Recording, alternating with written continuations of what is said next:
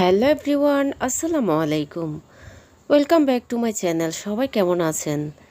আশা করি সবাই ভালো আছেন। কাছে এবং দূরে, দেশে এবং দেশের বাইরে যে যেখান থেকে আমার ব্লগ ভিডিও দেখতেছেন, আবারও ওয়েলকাম জানাচ্ছি সবাইকে। সব সময়ের মতো আমি আজও আরও একটি ডেইলি ব্লগ আপনাদের সাথে শেয়ার করতেছি। আশা করি সবাই শেষ পর্যন্ত আমার সাথে থাকবেন। আজ আমি আমার ব্লগ সকাল থেকে শুরু করছি। আজ সকালে নাস্তায় ছিল পরোটা। তো ঘি দিয়ে পরোটা ভাজতেছি। অবশ্যই আজকের পরোটা হচ্ছে ঘি দিয়ে ভাজাতে মনে হয় একদম ফুলকো হয়েছে সব পরোটা। বেশি না, অবশ্য 6টা পরোটা বানাইছি শুধু। তো সফট হয়েছে, অবশ্যই খেতে কিন্তু খুবই ভালো হয়েছে। পরোটা ভাজার সময় যদি একটু ব্রাউন কালার করে ভাজা হয় তাহলে খেতে কিন্তু আরও বেশি ভালো লাগে। তো আপনারা কারা কিভাবে পছন্দ করেন কমেন্টে জানাবেন আর কি। আর আমার মতো ঘি দিয়ে ভাজেন কিনা সেইটাও কমেন্টে জানাবেন। তো আমার পরোটা বানা হয়ে গেছে, এখন হচ্ছে সবাই খেয়ে নিয়েছে, অবশ্যই এখন আমি খাচ্ছি। তো ডিম দিয়ে খেতেও কিন্তু ভালো লাগে। গরুর মাংস হলেই আরেকটু বেশি ভালো হইতো আর কি। সকালের নাস্তায় আমার আবার 1 কাপ চা প্রয়োজন। 1 কাপ চা থাকতেই হবে। তো চা না খেলে ভালো লাগে না, আর চোখ থেকে ঘুমই যায় না চা না খেলে। তো আমার মতো কাদের কাদের এরকম চা খেতে হয় সকালের নাস্তায় কমেন্টে জানাবেন আর কি। আর কাদের কাদের চা খেতে পছন্দ কমেন্টে জানাবেন আর কি আমার মতো। সকালের নাস্তা খাওয়া শেষ, এখন হচ্ছে দুপুরের জন্য আমি রান্না করার জন্য রেডি করতেছি। আজ হচ্ছে আমি চিংড়ি বিরিয়ানি রান্না করব। অবশ্যই ফার্স্ট টাইম করতেছি আমি। এমনি চিকেন বিরিয়ানি, বিফ বিরিয়ানি অনেকবার করছি, তবে চিংড়ি বিরিয়ানি অবশ্যই দেখছি, তবে কখনো বানানো হয়নি আর খাওয়া হয়নি। তো আজ ট্রাই করে দেখব কেমন হয় খেতে। আমার আবার বিরিয়ানিতে আলু না দিলে ভালো লাগে না, সে কারণে আমি এখানে 3টা ছোটো সাইজের আলু দিছি। আর হচ্ছে পেঁয়াজ কুচি আর টমেটো কুচি। এখানে কোনো আমি রসুন ইউজ করতেছি না অবশ্যই। তো আমি যেভাবে বিরিয়ানি রান্না করি প্রায় সেইভাবে রান্না করার চেষ্টা করতেছি।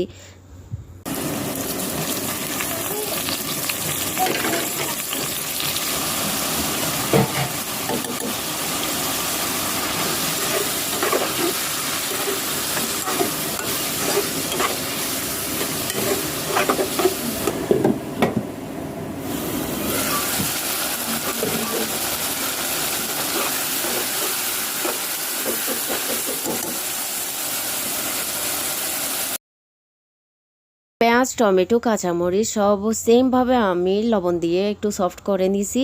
এরপর হচ্ছে আমি চিংড়িগুলা দিয়ে দিছি। এখানে হচ্ছে আমি ছোটো চিংড়ি মাছ ইউজ করছি অবশ্যই। তো বড়গুলা দিয়ে করিনি আর কি। এগুলো অবশ্য বেশি ছোটো ছিল না। চিংড়ি মাছের বিরিয়ানি কি আপনারা কখনো কে করেছেন? আর যদি করে থাকেন তাহলে কমেন্টে জানাবেন আর কি। আর আমার রান্না কেমন হয়েছে সেটাও কমেন্টে জানাতে ভুলবেন না।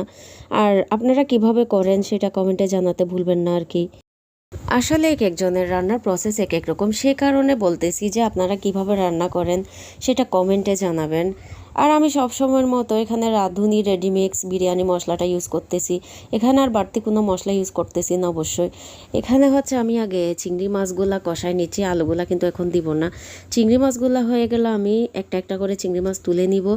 এরপর হচ্ছে পেঁয়াজ মরিচ যেগুলো থাকবে ওইগুলাতে হচ্ছে আলুগুলা কষাই নেব। অবশ্যই আপনারা দেখতে থাকুন কিভাবে আমি রান্না করতেছি। এখন হচ্ছে তুলে নিচ্ছি আমি সব চিংড়ি মাছগুলা।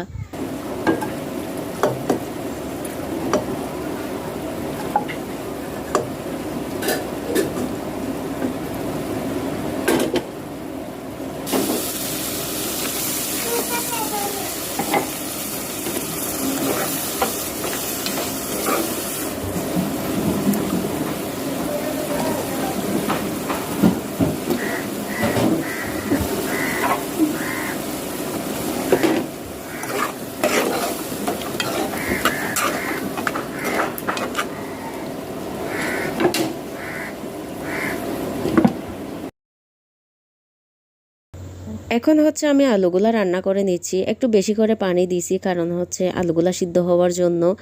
তো সিদ্ধ হওয়া পর্যন্ত অবশ্য রান্না করে নিব। সব সময়ের মতো আমি আজও বলি, যারা যারা এখনও আমার চ্যানেলটিকে সাবস্ক্রাইব করেননি সাবস্ক্রাইব করে আমার পাশে থাকবেন প্লিজ।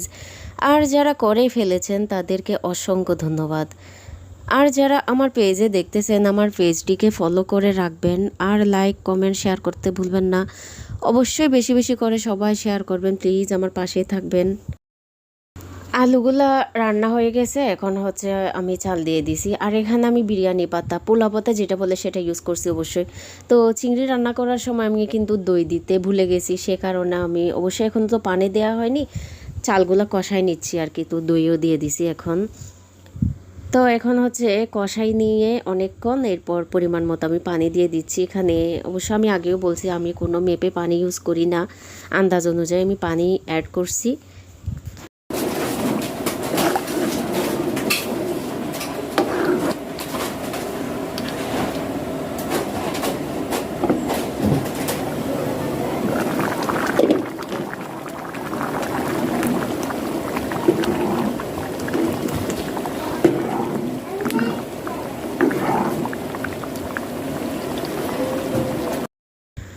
এখন হচ্ছে আমি যে চিংড়ি মাছগুলো তুলে রাখছি সেগুলো হচ্ছে অ্যাড করে দিচ্ছি।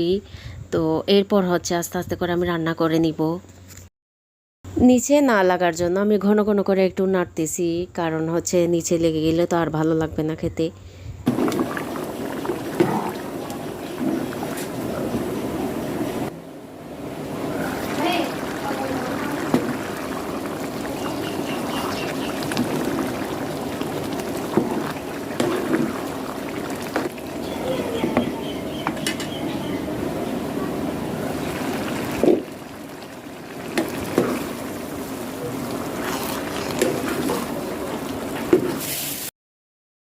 আমার বিরিয়ানি রান্নার সিক্রেট হচ্ছে এইটা। তো আমি বিরিয়ানি যখন চালগুলো যখন হাফ সিদ্ধ হয়ে আসবে তখন আমি এরকম পলিথিন একটা দিয়ে দিই, ভালো করে ঢেকে দিই। তো আর কোনো কিছু করতে হয় না। এবার ভাফে ভাফে এগুলার মানে হয়ে যায় বিরিয়ানি, খুবই সুন্দর হয় এই পলিথিনটা দিলে। তা আপনারা যদি দিয়ে থাকলে তো ভালো, আর যদি না দেন তাহলে দিয়ে দেখবেন, আশা করি একদম ঝরঝরে হবে বিরিয়ানি, নষ্ট হবে না একদম।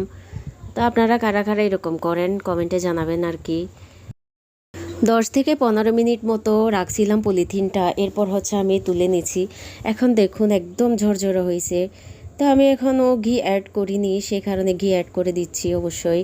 তো আমার ঘিটা এরকম দিলে ভালো লাগে খেতে, ফ্লেভারটা আসে, সেই কারণে আমি ঘিতে ভেজে রান্না করি না, তেলে ভেজে রান্না করি।